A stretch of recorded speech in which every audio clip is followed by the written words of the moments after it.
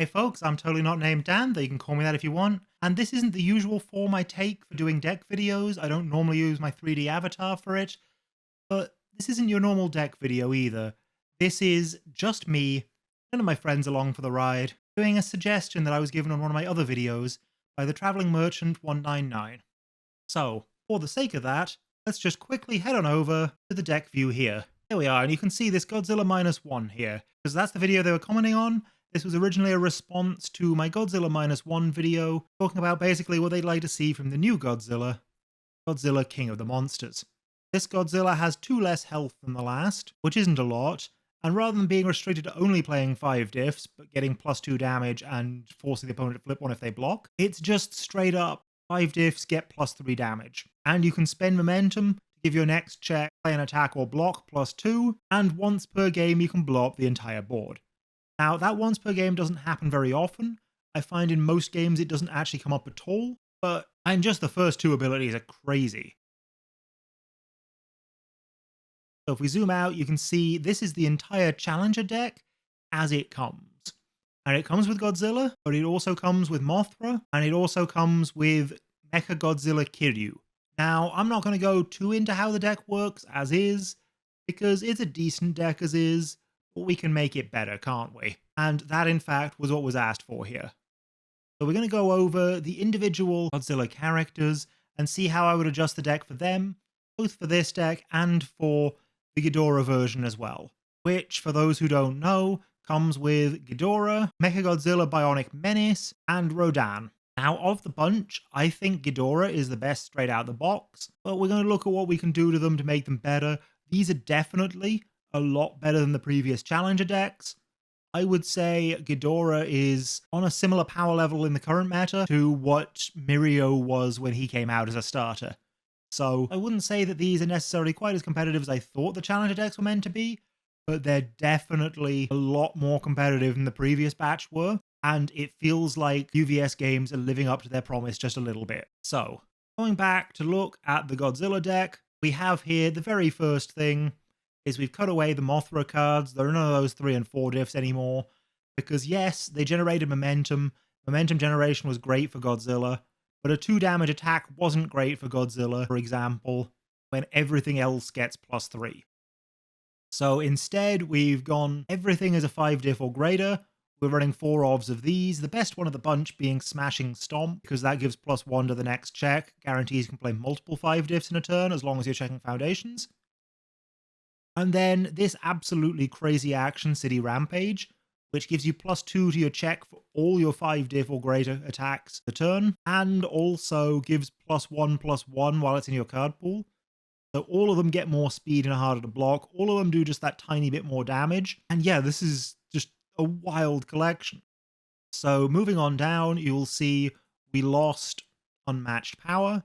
Unmatched Power gave a lot of damage based on the difficulty of an attack, but the thing is we're getting +3 damage on everything. We don't need that, and we definitely don't need that anywhere near as much as we need this once per turn Tenacious ready it whenever you play a 5 diff or greater. Because note, you can commit this to play the 5 diff or greater, and then as soon as you've succeeded playing it, you can then ready this again.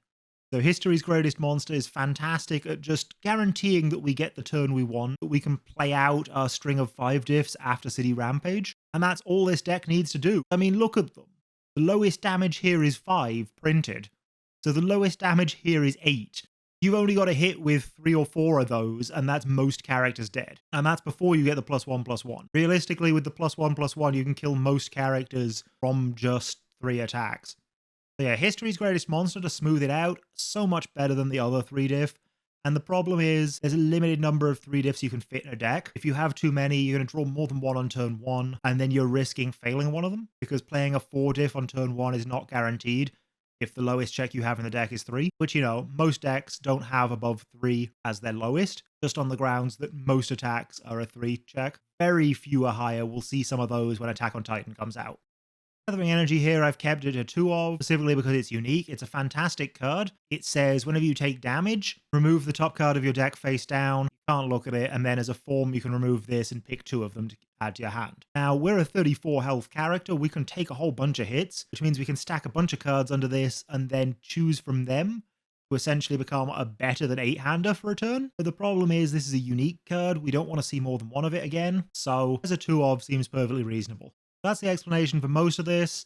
I just also want to mention while we're here, tough skin, -1 damage to an attack one time on a flip is terrible. That's just nothing. But it's a 0 diff, and it's the only 0 diff this deck had.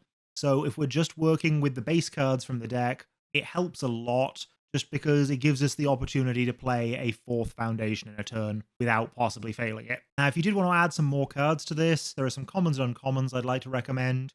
The most obvious being Blue Flame Palm Strike, a common from the 3rd My Hero Academia set, Heroes Clash, which says essentially, mill 3, put one of them into your momentum. It's only 3 damage base, so it becomes a 6 damage in Godzilla, but 6 damage, gain a momentum, which you can then use to +2 the check for your next attack, is still pretty darn good. And likewise, the Girl Power Uncommon reprint, that's set 7 of My Hero Academia, Piercing Thorn Lances, is also fantastic. Puts any of your lows into momentum, and sure, we've only got 2 lows in the base deck, but add that in, that makes 3 different lows. So that seems like a perfectly reasonable thing you could do. And again, there's your card pool 1, gives you plus momentum, lets you +2 your next check. It's just nice. And speaking of nice ways to gain momentum, which is basically what we're going for with most of these editions, Gathering Energy says we have to get hit anyway, so why not add in Teacher's Guidance, another common from Girl Power, which says when you take a hit, you can gain momentum. Finally though, try Fearsome Transformations from Yu Yu Hakusho, another common, which just says flip this, draw a card, if you don't have momentum, discard a card. Guess what? We're going to be having momentum very often. Now, the downside to all of these suggestions is they are on Chaos, when the base deck is built on Earth, so some things, like say Moth Monster and Shobujin's Message, will have to be cut from the deck to make room for those, but they're not the biggest parts of the deck anyway. I think you could definitely get away with that, and that would make this deck significantly better while only getting commons and uncommons. And if you're wondering where you can get commons and uncommons, here in the UK, the best places to look would be either Card Goblin or Total Cards. For buying individual commons and uncommons, they will cost you next to nothing. It'll essentially just be postage plus like 50p or something for a lot of them. Or if you're in the US, you can try Rochester CCG or Legendary Wolf Games, though I'm not quite as familiar with their stock because, well, that's not the part of the world I'm based in. Moving on though to Kiryu. Kiryu I've built the same deck for because Kiryu has the same 5 difficulty matters gimmick in his card draw, and there's actually very little in this deck that supports his want for Powerful or EX. We've got both Powerful 3 on Kaiju Clash and EX 3 on Smashing Stomp, but the rest of the time his ability to use a card from hand as either Powerful or EX order just isn't going to come into play with this starter deck. Unfortunately, it just does not support him well, and there's not much I can do with the list of cards we were given. So if you feel like upgrading him, again, Blue Flame Palm Strike is great because it has Powerful 3, and it's giving you that free momentum, so you're essentially getting to Powerful twice with the character as well, meaning that's an instant +6 damage, puts it to 9, and the base speed is 5, so that's just pretty good damage output. It's likely to get through, you know? But if you want crazier, you can always try Massive Blow from Yu Yu Hakusho, from an older Yu Yu Hakusho set, but reprinted at common in the new one. And you know, it starts with Powerful 3, but if you have the most health, and we're a 34 health character, it becomes Powerful 5, putting it to 13 damage before you even have to spend any momentum. It's ridiculous. But the difference between Godzilla and Mechagodzilla Kiryu is that Kiryu cares about all 5 diffs, not just 5 diff attacks. So you may also want to consider Massive Size, another reprinted common from Yu Yu Hakusho, or Dangerous Hybrid from the 6th My Hero Academia set, Jetburn, again a common, that are both fake 5 difficulty foundations. One just acts as a 3 diff, the other acts as a 3 diff if you have more health than your opponent, which again, 34 health character, pretty likely. In both cases, yeah, they're 3 diffs, so maybe take out the History's Greatest Monster to fit them in. But because they're printed as 5s, you can just throw them in there, and every time you play them, you'll draw a card. And a foundation that says draw a card does a lot more than you think. I mean, Summer Heat was banned for being a foundation that just drew a card. Let that sink in. So while there wasn't much new for Kiryu, we do also have Mothra, who is going the other way. Mothra cares about difficulty, in that the speed she gives is based on difficulty, but +3 or 4 speed is usually enough to push an attack through anyway, so she can get away with running these 4 and 3 diff attacks that the other decks didn't want to. And on top of that, she has Enhanced Tenacious, spend 2 momentum, ready this card, so Any momentum she gets helps her do that ability again, and you get +1 momentum whenever Flying Zap hits, or you ready your character outright with Electric Moth as soon as the attack resolves. So both of these let you spam the character multiple times. I mean, Flying Zap, if it hits, it gives you 1 momentum now, 1 momentum at end of turn. So it pays for you to ready character by itself during the defense on the turn following. So I would suggest removing Flying Zap if you decide to really build a new deck, because Flying Zap only does 2 damage. It's not that great in that regard. Unlike Electric Moth, which is 4 damage and lets you discard 1 card to draw 2 or 3 depending on how many foundations your rival has, that's kind of silly. And it's extra silly with the free readying of your character. Smashing Stomp I kept in because while it doesn't do anything too special, it draws a card, it +1s your next check, but I don't think that's quite as good for the deck as Kaiju Clash, which is just really high speed base and powerful. So if you manage to stack up momentum and aren't using it to ready your character, you can use it for plus damage and just turn this into an 11 speed attack that there's no way they're blocking. So that can easily be your finisher. You'll also notice there are only 18 attacks in here rather than the 20 I put in the other decks. That's intentional because Mothra is an 8-hander. Yeah, okay, she's a little bit of a fake 8-hander. She has to discard 1 at the end of her turn. So she only really has 7, but she gets to see 8. So she gets to see more of her deck than anyone else. So she gets to see more of her attacks than anyone else, despite running less in the deck. So you can get away with running a smaller number of attacks in Mothra than basically any other character, with maybe a few exceptions we'll talk about later. Likewise, yeah, she keeps History's Greatest Monster, but I've also put a couple unmatched power in her because she really wants to add damage to things. She doesn't have the +3 damage that Godzilla has or the plus powerful that Kayur has, so she needs to get her damage somewhere else. So we've got unmatched power for that. We've got incomparable size for that. We've got Titanic Combat for that and Commit the Rival's Foundations, which is extra nice because if your rival's committing foundations, they're not using them to block. They're not using them to negate your speed. Time it right, and that's going to be a really useful card. And we can give plus damage with Monster Aggression here, which most people prefer to actually name Screonk due to the sound effect in the art. Obviously, no point in us running City Rampage if we're not running all 5 diffs, but we do get to run the Shobujin's Message as a 4-of, despite it being unique, because we're going to be using this every turn. We're going to be massively despeeding one of our rivals' attacks, and then trying to stop them playing anymore by giving our block Breaker. As Breaker 2, a -2 to your check shuts down a turn pretty much. And let's say the opponent wants to play around that. Maybe they put a foundation into their pool. Okay, cool. If they succeed the foundation, they still get to play on +1 progressive difficulty for the rest of the turn. So it's still ending their turn pretty soon regardless. Shobujin's Message is a fantastic card, and the only reason we weren't running it more in the other decks was because those decks didn't want to block as much as this. If you want to add some things to Mothra though, consider Shotgun from Willpower, the 7th set of My Hero Academia, a common that combos on a charge to draw you a card, and note that we are already playing a few charges in here anyway. Or Basic Training from 3rd My Hero Academia set, Heroes Clash. It's a nice common, it's a nice 0 diff, so it can replace this tough skin, because we don't really need minus damage as much as we need to plus damage. And yeah, it just plus damages once per turn. Edgerade Chan, the big 3 from set 5, Undaunted Raid, another common, but this time it's a 1 diff, but it does roughly the same thing, except you have to destroy a foundation for it. Maybe destroy your flipped Shobujin's Messages, or stuff like that.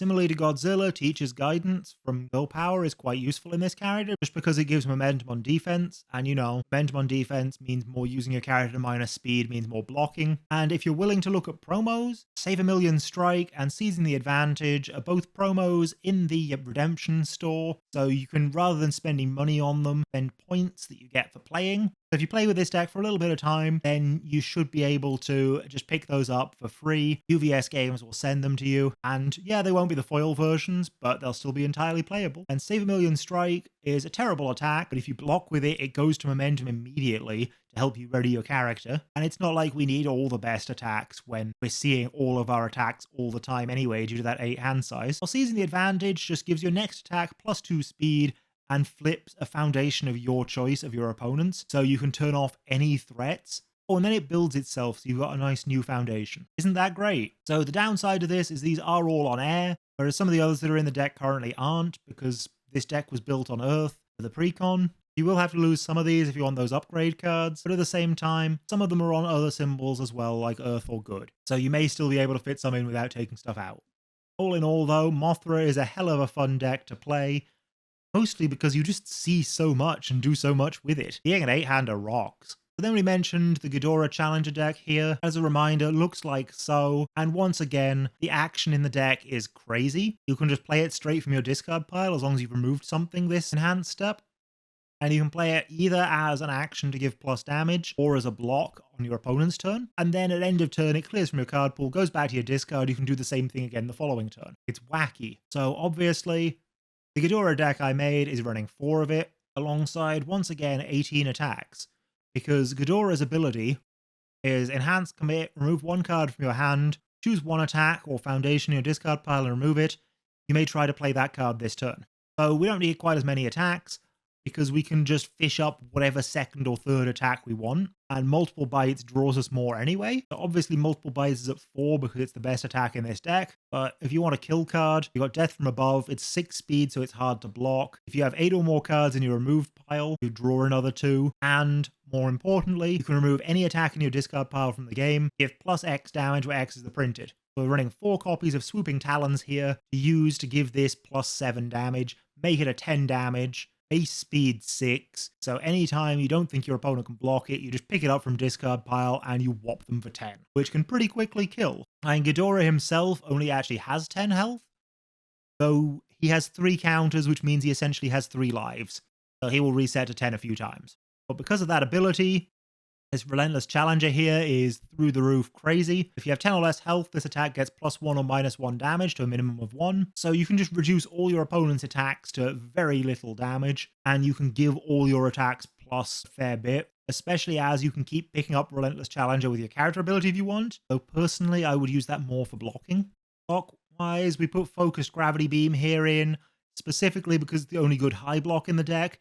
It is not a good attack for us because it costs 2 cards to use it to its full potential with that remove 1 card from your hand, remove this card after it resolves effect. And yeah, it stuns 1, but it's getting blocked itself because it's only 1 speed. So you don't want to be pumping damage into that with a powerful because that's just wasting your momentum because it's going to get blocked. It is not a great card. Unlike Try Gravity Beam here, which is a +1 mid, that specifically has +2 damage as long as you've removed a card this turn, which you basically always will have in Ghidorah, so it's basically just a free 7 damage. And you can use it to remove cards from your rival's hand. So I found playing this as your 3rd attack isn't always the greatest, so that doesn't always work out. Then we got Golden Death is unique, so I only put 3 in, but we do want to see it all the time, so I did put 3. In your rival's turn, if they play 2 attacks in their turn, you can start making them remove stuff from their hand, just so they run out of resources quicker. Usually you want to hold off on that a little bit, just to maybe whittle them down so they've got better stuff left over. So you're taking out actual stuff they want to keep to block or whatever. But also in your turn, you can remove this and name attack and just get a whole bunch of extra attacks off the top of your deck. So that's great. And Monster Zero, similarly, remove this in your turn, fire off all your remove effects, and then your rival removes a card from their hand, and if they have 8 or more foundations, you get +3 damage. So force them not to block, force more damage, Relentless Challenger, force even more damage. Just, make them take everything. Really ruin them with whatever you throw through. You're starting to see the way Ghidorah works here, actually. Because you do play a little bit defensively, up until you can just smash them with everything. As soon as you have that opening, you get your 6 speed attack, you remove Swooping Talons to make it 10 damage, when you remove it, fire off all combined fire powers to get plus however much more. If they have any cards left in hand, Monster Zero, remove them +3 damage. Then plus all your extra damage from Relentless Challenger. So you're looking at high double digits, just off 1 attack. And if you can force that through, they gon' die. And likewise, you can make your rival discard stuff with Triple Trouble. So usually they'll remove a foundation or a momentum instead.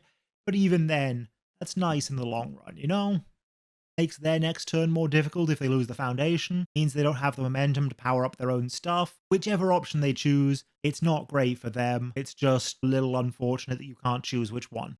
Galactic Monster, real nice, you can play it from outside the game, so if you remove it as cost, it's then just a free thing that you can do without spending cards from your hand. It's essentially, you get another foundation without losing hand advantage. It's great. Yeah, that's the majority of what we're trying to do here. Again, Space Terror, it's not good. It's only +1 damage, but it's a 0 different. It's the only one we have access to. So yeah, that's the Ghidorah deck. So once again, I have a few suggestions for upgrading it. Polite and Well Spoken from the 4th My Hero Academia set, League of Villains, for example, is an uncommon that, similarly to Galactic Monster, can be played from outside the game. It doesn't have a useful effect like Galactic Monster, but unlike Galactic Monster, it's a 1 diff, so it's so much easier to just throw it down at the end of a turn and not care about it. And if it comes into play, fantastic. And then if you want to hit our remove triggers more, incubating from My Hero Set 7 Girl Power is fantastic for that. It lets you remove a card in your discard pile, any one your choice, so don't mess up the order, that matters for some effects, as we'll see a little bit later on. And it gives you -1 speed to the attack, which is great for on your rivals' attacks, and it then fires off your combined firepower so you can block with that, but you can also use it on your own attacks if you don't think the speed's going to make a difference to your opponent blocking, because then you can fire off combined firepower and give plus damage on your own attacks. And also, maybe if you don't want to use your character right away, you can still use that for the plus card in hand from multiple bites.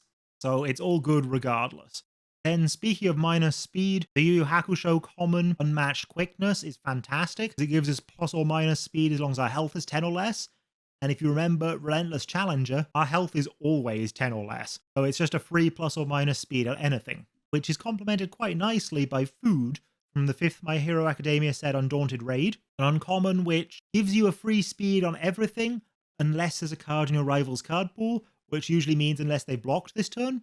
Well, if you're getting free speed from that and free speed from Unmatched Quickness, that adds up very quickly, and all of a sudden your opponent's not able to block, so they don't get that card in pool, so you keep getting that plus speed on everything. See how this works? If you're having problems with speed though, try Barrier Shield. Again, from set 5 of My Hero Academia Undaunted Raid, another uncommon, which is an action which removes itself from your hand to 0 the speed of an attack, and give the next card you play Breaker 2. The idea here being that it's your block that gets Breaker 2. Normally, the cost to this is that you remove this and then play another card from your hand, so you're taking 2 cards to block, but because this removes, it triggers Combined Firepower, you can block with Combined Firepower, and yeah, that's a +3 block modifier, but it's a +3 block modifier on a 0 speed attack. So unless you've got progressive difficulty already, and Combined Firepower itself doesn't count towards progressive difficulty, then you're guaranteed to pass that check to block, and oh look, Breaker 2 gonna really mess your opponent up, like it did with the Shobujin's message earlier. So yeah, Barrier Shield is fantastic in this. Now unfortunately, all these cards that I recommend are on Evil, and the base deck is on Void, so you may have to lose some things like Death from Above and Swooping Talons, but for the most part, I still think it's worth it. You can still find other ways to kill without Death from Above, and we still plus so much damage anyway. But there is one other absolutely crazy finisher for this deck that I will talk about a little down the road in a different video, because I did take this deck to a major tournament recently, and Ghidorah is nuts. Unfortunately though, can't recommend that right now, because a lot of the cards I added to the deck are not budget options. Not like these commons and uncommons I've been talking about, which you can pick up for just pence, really. So we're going to move on to Rodan. Rodan is interesting because instead of fishing for a thing, his remove effect is that he removes the top card of his discard pile for plus speed equal to the block modifier, or minus speed equal to the block modifier. So we took out most of the good blocks. We put back in Overwhelming Gravity Beam, which, yeah, has terrible speed, but it's a +3 block modifier, and it's got First Enhance. This essentially becomes a throw without the word throw on it. And it's got Pseudo Stun if you've removed a card this turn, which you always will have done because you're giving plus speed. You'll also notice as a result of us not being able to fish for attacks, Death from Above has gone up to a 4 of, and we are now running the usual 20, rather than the 18 I was running in Ghidorah, but we'll also mention, because of that, the top card of your discard pile matters. So anything that can manipulate where things are in your discard pile is really useful. Hence, despite us not really caring about even more speed, Quick Arrival is really useful here. So you can use Quick Arrival to sacrifice a foundation, say a flipped Malicious Evil maybe. Put that on the top of your discard pile. Oh look, there's a 3 block mod there now. That's the purpose of Quick Arrival in this deck. And you'll also notice Relentless Challenger has gone down, because we can't guarantee they'll be at 10 or less health all the time anymore. Galactic Monster is still crazy though, because it's still +3 when we remove it, or -3 when we remove it, and then it comes back, and then we can destroy it with Quick Arrival to put it back on the top of the discard pile to use it again. But even crazier than that is Supersonic Flight, which gives +or-4, has a destroy effect itself for +2 speed and +3 damage, so we could essentially be giving +6 with it in one attack, and then when it's removed to an effect or to pay a cost, you draw a card. That's just wild for this character. It's absolutely ridiculous. So yeah, obviously we're removing all the time, we're still triggering Combined Firepower, we're still having fun with that, but we're getting to do silly Rodan things as well.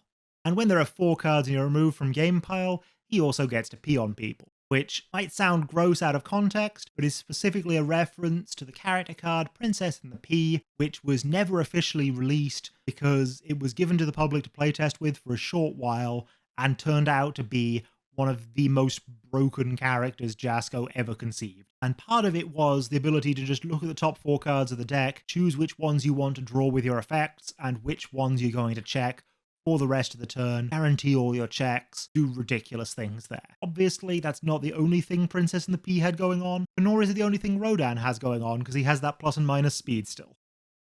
I don't think there's anything else I particularly want to go over with this version of him, though. So let's look at the extras I'd like to add. We have, from set 4 of My Hero Academia, the League of Villains, a common named Nebulous Stare, which is a throw that gets +2 damage by picking up an attack from your discard pile and moving it to the top of your discard pile. It has to share exactly one symbol with your character, but I'm sure we can work something out there. And then once the card's on the top of your discard pile, it's there to be removed. You can get your +3 block modifier, Overwhelming Gravity Beam, or Swooping Talons, or even a +4 from Death from Above. So that's a nice way to cheese that, and yeah, okay, the throw means that's probably not as necessary, but it's still nice if they can't block your throw, right? Especially if they have some kind of throw hate that relies on them blocking you. Then we have Floating Around My Babies, the 1 set 2 Crimson Rampage card that we've got on my list of cards to recommend. Another common, which removes the top 3 cards of your discard pile to give +1 damage to an attack. Sounds like a lot, but combine that with your destroy effects, and you can dig to basically anywhere in your discard pile you want with it, so that you can guarantee that you hit the right block mod on top. And of course, polite and well spoken with a +3 block mod, 1 difficulty, can be played from outside the game. Still great in this one. That's still set 4 League of Villains. It's an uncommon. We mentioned that for Ghidorah, but just as good for Rodan. These, however, all take you to the all symbol, whereas Incubating that we saw before, again, helps you trigger your combined firepower, helps you manipulate top card of discard pile by removing cards as needed. Only works if you're staying on Void. So unfortunately, you don't get to run those first 3 with this 4th one if you're playing Rodan, because Rodan doesn't have evil like Ghidorah. But both are ways you can take the deck, both are options to consider, and Rodan is extremely powerful. I mean, most of these characters are extremely powerful. Godzilla was half of the recent top 8. Let's put it that way. Finally, though, the one I see the least, Mechagodzilla Bionic Menace. Mechagodzilla Bionic Menace says remove the top 3 cards of your deck. Your attack gets +2 speed and +2 damage. A commit after you take damage from an attack, commit 1 rival foundation. So that response commit is great for turning off anything that's either threatening to kill you or more likely threatening to make it difficult for you on your next turn. So he does want to take a hit, which we'll keep in mind for later. But for now, what we're focusing on is remove the top 3 cards for + speed and damage. So we want things that already have a pretty decent speed, which most of this deck does. Unfortunately, we're forced to run the Focused Gravity Beam. We do kind of want to run less things like that, but I mean, it's a pseudo throw. It's still going to get at least 3 damage through, it's fine. But we've also got the Death from Above, we've got all the other useful stuff. Swooping Talons, yeah, it's a 2 speed, but it's got EX3, we can make it real fast if we need, or we can just remove it to the Death from Above. And this deck needs to be running a lot, because we're actually removing a ton. So this deck actually runs almost everything from the base deck. Instead of being cut down, like all the other decks I've shown you were, this is a 72 card deck. It's not the usual 60, and that's because it needs to be. Obviously, we've still got the Galactic Monster to play from outside the game if that removes. We've still got the Supersonic Flight because that gives us cards when it removes. We've still got all that good stuff. We've also got all the other stuff on top of it. And we got 4 copies of each of the uniques, because I figure the 2-card deck will see them little enough that we'll be able to get away with that. The additions that I'd suggest for this one, in particular, are Ultra Generation, an uncommon from the 6th My Hero set, Jet Burn, which essentially reduces the damage you take by healing you 2 and drawing you 2 cards whenever you take damage of 5 or greater. Fantastic card. It is a 4 difficulty foundation, but I mean, we can afford to play that on a later turn and it'll all just work out. It'll be great. And alternatively, Male Bonding is a 1 diff that builds you a foundation face down when you take a hit of any size. That's a common from set 3 of My Hero Academia, Heroes Clash. And finally, if you're willing to play a few games, amass the points for free promos, Hacker Extraordinaire is fantastic. It commits to give you a free momentum when you take 5 or more, and then you can spend momentum once per turn to draw a card with it.